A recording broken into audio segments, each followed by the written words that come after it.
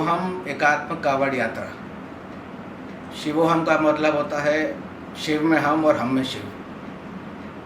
कि शिव हम में है, शिव मुझ में है, शिव तुम में है, शिव तुम में है, शिव आप में है, शिव सब में है। और एकात्मवाद मतलब कि सब भगवान हैं, सब एक ही हैं, पर एक ही आत्मा है। हम जो हम भारत के लोग हैं, जो हम ये जो सनातन इसके संप्रदाय के लोग हैं, जो हम सनातन सब ट्रेडिशंस को हम लोग फॉलो करते हैं, हमारे इसमें वसुधैव कुटुंबकम का एक बहुत बड़ा एक वो माना जाता है।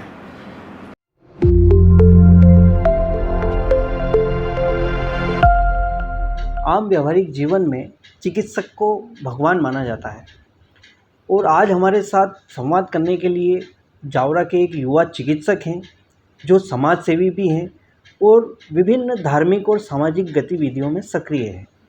तो हम उनसे संवाद करते हैं। हमारे साथ हैं जावरा के युवा चिकित्सक डॉक्टर अभिदीप जी शाकलिया। डॉक्टर साहब, आपको प्रणाम, नमस्कार। थैंक यू वेरी मच, आपने मिलने के लिए समय दिया, बहुत बहुत धन्यवाद, आपका स्वागत है। तो सर, सबसे पहले तो हम आपकी बेसिक लाइफ के बारे में जानना चाहेंगे कि जावरा में आपका बेसिक जो लाइफ रहा, आप वो उसके बारे में हमको बताइए। जी साहब, मैं पिछली 3 पीढ़ी से हम लोग यहीं जावरा में निवास करते हैं। मेरे श्रद्धेय दादाजी वेदराज जी साहब के नाम से जो पूरे क्षेत्र में मशहूर थे, वो as a Ayurvedic medical officer के रूप में सबसे पहले वो तालीदारा में पदस्थ हुए थे। उसके बाद में एक बहुत लंबा अरसा उन्होंने उपलई में बिताया है। और उपलई के जो लोग हैं, जो पुराने लोग हैं, वहाँ उनकी बड़ी श्रद्धा और बड़ी आस्था है। जो हमारे परिवार के वरिष्ठ हैं उन सभी में। और आपको एक और बात मैं बताना चाहता हूँ कि वहाँ पे जो गायत्री परिवार के मंदिर की एक जो गायत्री माता के मंदिर की एक जो प्रतिस्थापना हुई थी, वो हमारे दादाजी के मुख्य उसमें रहते हुए ही हुई थी। तो वहाँ से हमारा जावरा से कनेक्शन हुआ। उसके बाद जहाँ मुझे मेरे पिताजी और मेरे बड़े पापा ने, इन सभी लोगों ने बताया है, उसके बाद में बजाज खाने में एक किराए के घर में हम लोग शिफ्ट हुए थे। अच्छा जी, बजाज खाने में किराए के घर में रहे थे। जैन परिवार का घर था, मुझे एग्जैक्टली याद नहीं आ रहा है। मेरे जो सेकंड नंबर के बड़े पापा हैं, विजय बड़े पापा, उन्होंने एक बार मुझे पूरा बताया था। वहाँ से फिर हम लोग की तो ये जो सफ़र है, ये जवारपेट वाला जो अभी का जो हमारा अस्पताल है, क्योंकि पहले क्या होता था भाई, अपन जो पुराने मार्केट्स होते थे वहाँ पे ये होता था कि भाई नीचे आपका अस्पताल या दुकान या जो भी आपका रहेगा और ऊपर आपका मकान रहेगा। तो किसी लोहार का घर जो था वो ये बिक रहा था। उस ज़माने में शायद ये 5,500 या 6,000 रुपये का घर था। अच्छा, काफ़ी पुरानी बात है लगभग। जी, ये तकरीबन। और आज लोगों ने वहाँ हमारे दादाजी को देखा है, जिन्हें वो वेदराज जी के नाम से, वेदराज जी जो है एक ब्रांड हो गया था जी जावरा जी, में। वो हमारा देखिए, आप बहुत बड़ी बात तो नहीं बोलूँगा, जैसे आप सभी लोग देखते हैं एक एमडीएच का एक वो जो मसाला आता है, हाँ, एमडीएच मसाले के जो मार्का हैं वो जो उनके मेन है, वैसे ही अगर अपन एक आसान भाषा में बात बोले जो लोगों को समझ में आए, तो हमारा जो मार्का है वो हमारे दादाजी हैं, जिनको सब लोग वेदराज जी के नाम से जानते हैं। यानी चिकित्सा क्षेत्र की जो सेवा या जो भी आपकी गतिविधियां हैं वो दादाजी के समय जी जी प्रारंभ हुई। जी। और बहुत ज़्यादा तो नहीं बोलेंगे, पर हमने भी अपनी जो भी हम लोग कर सकते थे उसके माध्यम से हमने यही वो करा है कि हम इसको बढ़ाएं। और मैं आज यहाँ पे तीसरी पीढ़ी बैठ रहा हूँ। मेरे पिताजी भी वहाँ पे अपनी सेवाएं देते हैं और ऊपर वाले के आशीर्वाद से हमारा यही वो रहता है फोकस कि जो जो जो सिस्टम एक जो चला हुआ आ रहा है कि भाई एक सही मूल्य में और सही इलाज देना लोगों को, आज भी हम उसी पे चल रहे हैं। मैं शिशु रोग विशेषज्ञ हूँ और मेरी वाइफ जो है वो चर्म रोग विशेषज्ञ है, जो वो भी वहाँ पे अपनी सेवाएं देती हैं। और हम ऐसी प्रकार से विगत 3 पीढ़ी से हम लोग अपनी सेवा है वो वही जगह पे भाई हम लोग वो दे रहे हैं। सर, आपकी जो बेसिक एजुकेशन हुई और आपने जो एमबीबीएस किया वो कहाँ से किया और आपने एजुकेशन में क्या क्या किया है वो बताइए। जी, मेरी जो बेसिक एजुकेशन है वो यहाँ जावरा से ही हुई। अच्छा सेंट पॉल स्कूल में पढ़े हम। अच्छा। उसके बाद हम लोग मॉडल स्कूल में पढ़े। बीच में मैं 2 साल के लिए बाहर गया था, पर वापस आके मैंने यहीं पे अपनी पढ़ाई कंटिन्यू करी।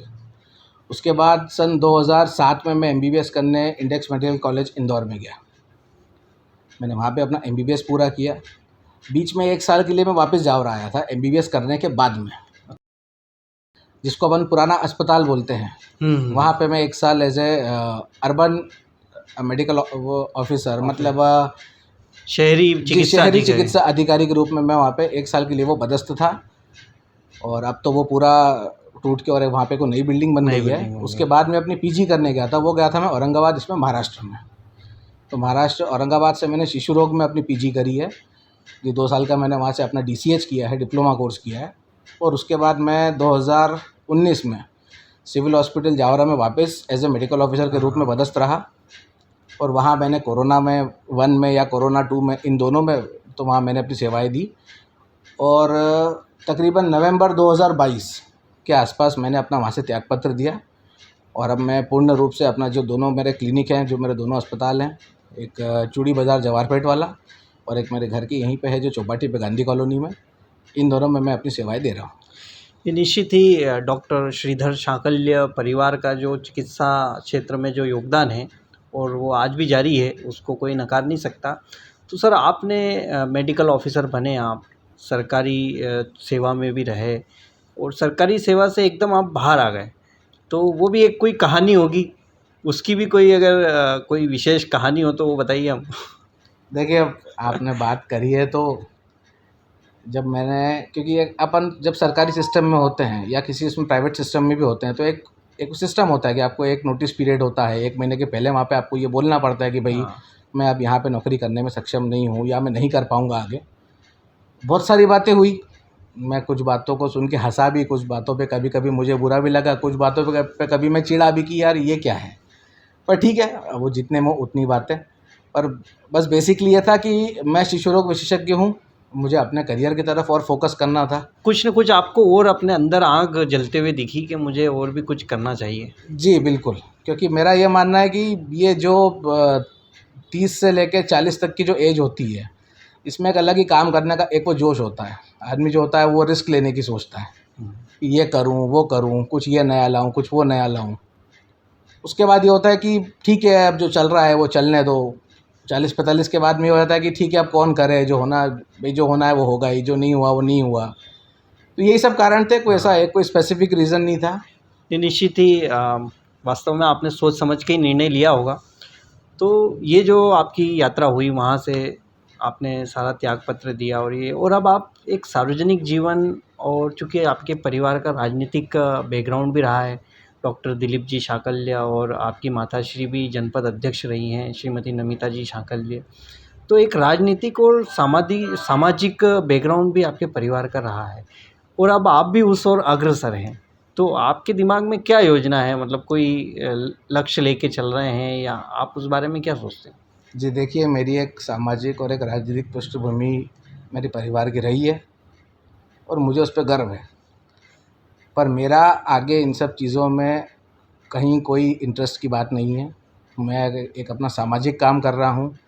अब देखिए क्या होता है कि ये सिर्फ मैं मेरी बात नहीं कर रहा हूँ। जो भी राजनीतिक पृष्ठभूमि से लोग आते हैं, चाहे उनके बेटे हों कि बेटियाँ हों। जैसे फॉर एग्ज़ाम्पल एक मैं छोटी सी बात बताऊँ, अगर आज मैं कहीं कुर्ता पजामा पहन के भी जाऊँ तो लोगों का जो देखने का एक वो जो नज़रिया है वो चेंज हो जाता है। पर जो कि सामान्य है। हाँ। आप शर्ट नहीं, पहनते और हो, उसमें जीन्स कोई पहनते गलत हो, भी नहीं है। टी-शर्ट पहनते हो, आप लोग अगर वैसे भी सब कुछ हाँ, करते हो। हाँ। तो लोगों के जो स्पेकुलेशंस होते हैं, जो लोगों की बातें होती है, जो धारणाएँ होती हैं, आप उनको तो कभी रोक नहीं सकते हो। नहीं, पर आपके मन में समाज सेवा का तो कहीं न कहीं जज़्बा रहता जी, जी, होगा? बिल्कुल। मेरा परिवार पिछले 3 पीढ़ियों से समाज सेवा में लगा हुआ है। हुँ।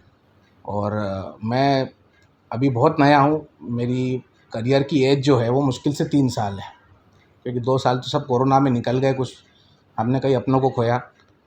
तो मैं बहुत छोटा हूँ अभी, और मेरा एक ही अभी इस छोटी उम्र में मेरा एक लक्ष्य है कि जो मेरा अभी जो विरासत चल रही है, पहला फ़ोकस ये है कि मैं उसको भले बड़ा नहीं पाऊँ, पर कम से कम मैं उसको कम भी नहीं होने दूँ। मैं उसको वो मेंटेन करके रखूँ। एक जो नाम है, जो लोग सुनते हैं कि भाई ये इस परिवार के हैं, अरे आपके दादाजी का बड़ा नाम है, आपके पिताजी का बड़ा वो है, आप लोग मतलब ये जो गुडविल, पारिवारिक वैल्यू को सँभाल के रखना। ये जो गुडविल कमाई है, जो हमारे बाप दादाओं ने ये जो गुडविल कमाई है, पहला फ़ोकस है कि उस गुडविल को हम मेंटेन करके रखें। और यहाँ ही नहीं, आपके तो ससुराल में भी जो है समाज सेवा और राजनीतिक काफ़ी प्रभावी, जो आपके गौरव जी कौशिक हैं, आपके साले जी, वो भी काफ़ी, मैं उनसे भी मिला हूँ। निश्चित ही काफ़ी अच्छा आपका रास्ता है। और अब मैं आपकी उस धार्मिक जो है गतिविधि पे आता हूँ, जो काफ़ी चर्चा में है शहर में इन दिनों। आपके नेतृत्व कहें या उसमें आपकी क्या भूमिका है वो तो आप ही बताएंगे, लेकिन एक आप कावड़ यात्रा, कलश यात्रा, जो जिसको एक शिवोहम एकात्म कावड़ यात्रा, कलश यात्रा के नाम से आप निकाल रहे हैं, वो क्या है, उसका स्वरूप क्या है, कब निकलेगी, उसके बारे में बताइए। देखिए, शिवोहम एकात्म कावड़ यात्रा, शिवोहम का मतलब होता है शिव में हम और हम में शिव, कि शिव हम में है, शिव मुझ में है, शिव तुम में है, शिव तुम में है, शिव आप में है, शिव सब में है। और एकात्मवाद मतलब कि सब भगवान हैं, सब एक ही हैं, पर एक ही आत्मा है। हम जो हम भारत के लोग हैं, जो हम ये जो सनातन जिसके संप्रदाय के लोग हैं, जो हम सनातन सब ट्रेडिशंस को हम लोग फॉलो करते हैं, हमारे इसमें वसुदेव कुटुंबकम का एक बहुत बड़ा एक वो माना जाता है। हमारे यहाँ मतलब सिर्फ हमारे यहाँ नहीं, मतलब सिर्फ मेरे घर में नहीं, ये आप भी जानते होंगे कि सनातन संस्कृति में जब सुबह रोटी भी बनती है तो घर के लोगों से पहले एक रोटी गाय की बनती है, एक रोटी कुत्ते की बनती है। कल्चर है ये हमारा कल्चर है, ये हमारा एक वैसे ट्रेडिशन है। और सनातन संस्कृति के लोग चाहे जावरा में रहें, कि चाहे जॉर्डन में रहें, चाहे न्यूयॉर्क में रहें, कि चाहे ऑस्ट्रेलिया में रहें, चाहे कहीं भी रहें, वो अपनी फॉलो वो लोग करते हैं। और एक बात और मैं इंटरेस्टिंग आपको बताना चाहूँगा, जो शिवोहम एकात्म कावड़ यात्रा है, ये कई लोग बोलते हैं शिवोहम एकात्म का क्या, ये कहाँ से नाम कैसा। तो हमारे बड़े पारिवारिक सहयोगी हैं श्री अंजलि नंदन उपाध्याय जी, जवाहरपेट में, जो रामानुज कोट वाले हैं, बिल्कुल समाज सेवी हैं जी।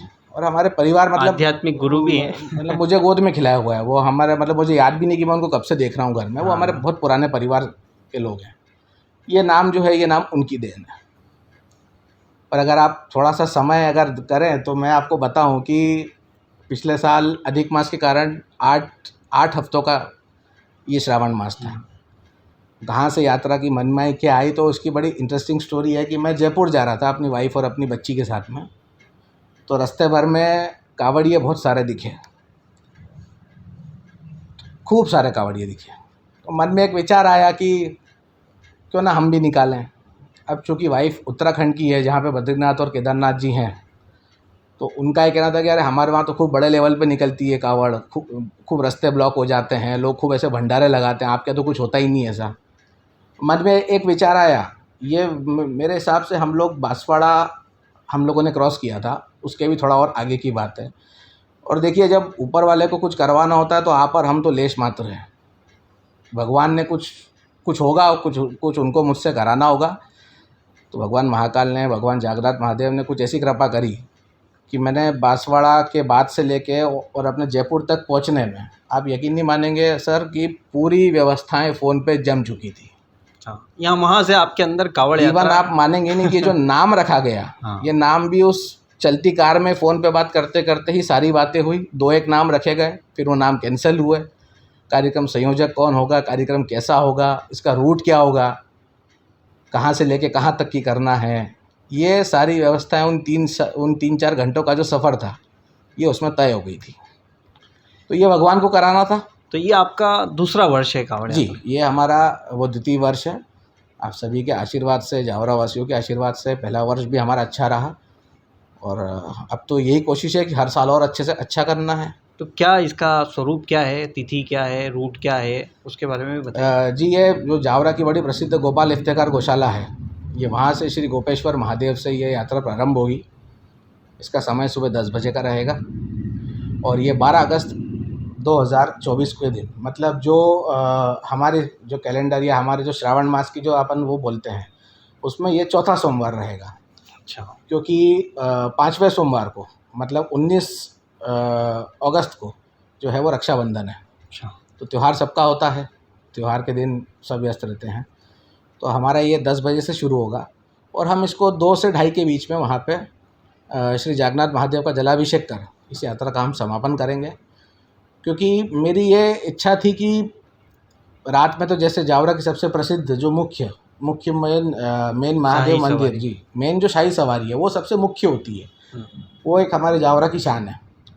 वहाँ से जो होती है, तो दिन में लोगों को ये मिल जाएगा सुबह से, और रात में वो मिल जाएगा, मतलब पूरे दिन भर शिव शिव होगा पूरे शहर में। लोग ओम नमः शिवाय के उसमें जयकारों में ही रहेंगे। तो मन की भावना थी, बड़े बुजुर्ग कहते हैं कि कुछ अच्छे मन से काम करो तो अच्छा होता है, बस हम उसी पे चल रहे हैं। तो इसमें आपने कलश यात्रा का भी एक वो जोड़ा है, तो ये क्या मतलब कावड़ और कलश एक साथ? ये हमारे जो कार्यक्रम के संयोजक हैं श्री पवन जी भावसार और श्री कैलाश जी बिजवा, ये बहुत लंबे समय से धार्मिक कार्यक्रमों में, धार्मिक आयोजनों में जुड़े हुए हैं।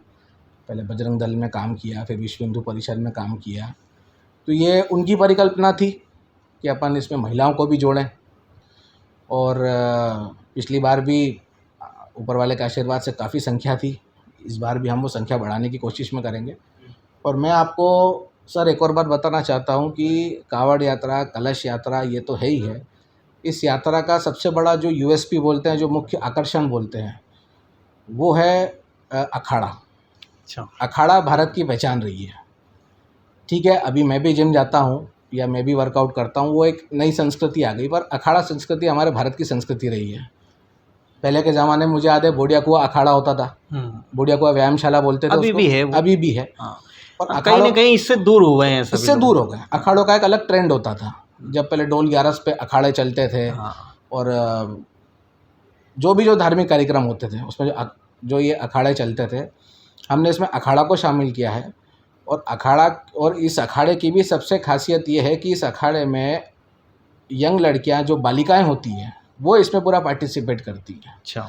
वो इसमें मुग्दल भी चलाती हैं, वो इसमें तलवार भी चलाती हैं, वो इसमें लाठियाँ भी चलाती हैं, वो इसमें सारे करतब भी दिखाती हैं। तो कहीं ना कहीं इसमें हमारा एक महिला सशक्तिकरण का भी एक जो मैसेज है वो जाता है कि जो हम समझते हैं कि अखाड़ा और ये सब काम एक वो पुरुषों का खेल है, एक वो मर्दों का काम है। तो और जो लड़कियां होती हैं वो वीरता की, उनका काम है घर संभालना, उनका काम ये करना। तो ये आपको ये भी मैसेज देती है कि आप देखिए, जावरा जैसे छोटे शहर की, जहाँ पे कोई इतनी सुविधाएं नहीं मिलती है, उसके बावजूद भी वो लड़कियां क्या। और मैं आपको इसलिए आमंत्रित करूंगा कि आप उस दिन आके देखें कि वो अखाड़ा में जो वो नन्ही मुन्नी बालिकाएं होती है, वो कितना अच्छा प्रदर्शन करती हैं। निश्चित ही हमारे जावरा में इतना शिवमय माहौल होने वाला है, तो हम तो उसका आनंद लेने ही वाले हैं।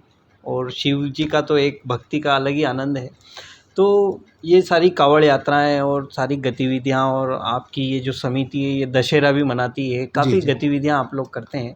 तो आपको नहीं लगता कि मुख्य रूप जो सक्रिय राजनीति है या समाज सेवा है, उसमें आपको निश्चित एक आगे आपका कुछ प्लान होगा या आपने कुछ सोचा होगा? इसके पीछे सारा करने के पीछे आपका उद्देश्य क्या है? नहीं, उद्देश्य से कोई काम होता है तो वो चेहरे पे दिखता है। हाँ।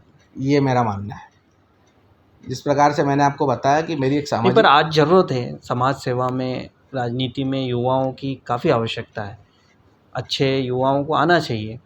तो जब आप सरकारी सेवा से भी निवृत्त हो चुके हैं, तो आपको नहीं लगता है कि इस तरह की गतिविधियों को और बढ़ाना चाहिए या और युवाओं को भी इसमें जोड़ के प्रेरित करना चाहिए? जी, मेरा नाम डॉक्टर अभिदीप शाकल्य है। मैं शिशु रोग विशेषज्ञ हूँ। मुझसे जो बन पड़ता है मैं वो सामाजिक काम भी कर देता हूँ। मैं, क्योंकि मैं नहीं करता हूँ, वो ऊपर वाला करवाता है। माध्यम बनते हैं। मैं माध्यम हूँ, हम सब माध्यम हैं। जो होना है तय है वो तय है। उसके आगे आप और हम तो सिर्फ एक लेश मात्र हैं कि जो ऊपर वाले को काम हमसे करवाना है। इसके आगे मेरी राजनीति में जाने की कहीं कोई रुचि नहीं है। ये ज़रूर होता है कि आपकी एक पृष्ठभूमि होती है तो लोगों के बहुत सारे सवाल हो जाते हैं। अभी जैसे मैंने आपको थोड़ी देर पहले बताया कि शोक में जाओ या किसी के आप शादी में जाओ या कोई भी कार्यक्रम में जाओ, या आपने क्या कपड़े पहने हुए हैं, अगर आपने कुर्ता पजामा पहन लिया तो लोगों को देखने का नज़रिया बहुत चेंज हो जाता है। हाँ। मैं आपसे एक बार पुनः ये बात क्लियर करता हूँ कि ये शुद्ध रूप से एक गैर राजनीतिक, शुद्ध रूप से एक सामाजिक काम है। इसमें आप जब आप उस दिन यात्रा के दिन आप पधारेंगे, इसमें आप विभिन्न दलों के सभी लोग देखेंगे। ये ना ये कोई भारतीय जनता पार्टी का कार्यक्रम है, ना ये किसी कांग्रेस पार्टी का काम है। उस दिन आपको सभी लोग दिखेंगे। शिव जी तो सभी के हैं। शिव तो देखिए, शिव तो सभी के हैं। शिव तो सभी के हैं, शिव तो पूरी दुनिया के हैं और पूरी दुनिया ही शिव से होती है। शिव जी संसद में भी पहुंच चुके हैं। और हमारे अटल जी ने कहा ही था कि कण कण में शंकर है। हाँ। तो बहुत अच्छा, आप कम से कम धार्मिक ऊर्जा का प्रवाह कर रहे हैं। और निश्चित ही ये जावरा के लिए भी अच्छी बात है कि यहाँ पर जो सनातन धर्म का जो एक परंपरागत त्यौहार मान सकते हैं हम, वो उसकी कमी थी कहीं ना कहीं कावड़ यात्राओं की। तो एक तरह से कावड़ यात्राएं निकलना हमारे सनातन धर्म के लिए भी एक बहुत अच्छा वो है। और कुछ बताइए आप अपनी कोई ऐसी बात जो आप सबके साथ शेयर करना चाहते हैं, अपने मन की बात। जी, ऐसा तो कुछ भी कोई ख़ास नहीं, बिल्कुल सामान्य लोग जैसे रहते हैं वैसे ही हम भी मैं देख रहा हूँ आपका एक आपने ये भी निकाला है, काफ़ी अच्छा, इसमें अपने नाम काफ़ी अच्छा आपने रखा। ये हमारा नाम है। इसका नाम है शिवोहम एकात्म कावड़ यात्रा। हाँ, जैसे आपको ये बात पहले भी बता चुका हूँ कि तो शिवोहम का मतलब होता है हम में शिव और शिव में हम। तो कोई भी इसमें जुड़ना चाहे, जैसे इसमें शामिल होना चाहे, तो क्या करना होगा उसका? जी, आप लोग जो भी इसमें मेरे युवा साथी, मेरे युवा दोस्त जो भी इसमें जुड़ना चाहते हैं वो लोग बिल्कुल आएँ। हमारे कार्यक्रम के संयोजक है श्री पवन जी भावसार एवं श्री कैलाश जी बिजवा। आप लोग उनसे संपर्क करें, नहीं हो तो आप लोग मुझसे संपर्क करें सीधा। जी, मेरा घर गांधी कॉलोनी चौपाटी में है और चूड़ी बाज़ार जवाहरपेट में मैं आपको मिलता हूँ। और एक बात और मैं पुनः आप लोगों से ये बात, आपके माध्यम से मैं ये बात बताना चाहता हूँ कि हमारे इस समिति में सब व्यवस्थाएं हैं ऊपर वाले के आशीर्वाद से। बस एक ही व्यवस्था नहीं है, वो है हमने रसीद कट्टा नहीं छपाया आज तक। अच्छा। ये देखिए, करवाने वाला भी शिव है हाँ। और हम तो उनकी सब सेना के सेनापति लोग हैं। तो बिल्कुल जो भी युवा जुड़ना चाहते हैं, जो भी बहनें जुड़ना चाहती है, जो भी माताएं जुड़ना चाहती है, जो भी बच्चियां जुड़ना चाहती हैं, आप लोग बिल्कुल आएँ, बिल्कुल पधारें। आपका खुले दिल से नतमस्तक होकर स्वागत है। तो बहुत अच्छी बात है डॉक्टर साहब, आपने काफ़ी कुछ हमें विस्तृत बातें बताई हैं और इसी तरह से आप धर्म की, समाज सेवा में लगे रहें और चिकित्सा सेवा के माध्यम से भी लोगों को लाभ देते रहें, यही हमारी एक हो सकती है अपेक्षा आपसे। तो बहुत बहुत धन्यवाद, आपने जो समय दिया हमको। आपने जो अपना बहुमूल्य समय दिया उसका बहुत बहुत धन्यवाद। और आपकी वीडियोस हम काफ़ी देखते रहते हैं। आप काफ़ी अच्छा काम करते हैं जावरा के लोगों के लिए, ताकि जावरा को भी एक मैसेज जाता है। तो आपका बहुत बहुत धन्यवाद, स्वागत बहुत है। बहुत धन्यवाद। बोलिए ओम नमः शिवाय। ओम नमः शिवाय। हर हर महादेव। हर हर महादेव। जय श्री महाकाल। जय श्री महाकाल।